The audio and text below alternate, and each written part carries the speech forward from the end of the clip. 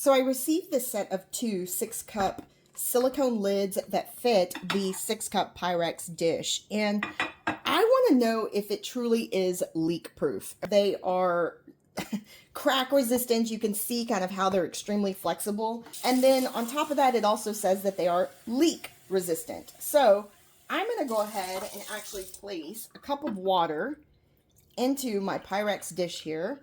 And then I'm going to place this lid onto the top. Now, these have a really, really good seal. They fit really, really nicely. Because they are silicone and because they do move, you have to make sure that when you're pushing the center down, you place all of the edges down. If not, then the air will get trapped and then you'll have kind of like this little bit of a bubble. So I have that on nice and tight. And I just want to show you, you can see the water inside of that container, and it is not leaking, guys. I would say that this lid works out very, very well. Oh yeah, definitely. So if you're looking for a replacement for your 6-cup rectangular container that is Pyrex, definitely would recommend this brand.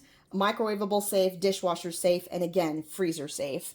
Thanks for watching, guys. I hope you enjoyed the review. If you did, please make sure to go ahead and that thumb below so other people will know to watch the video. You guys have a great day.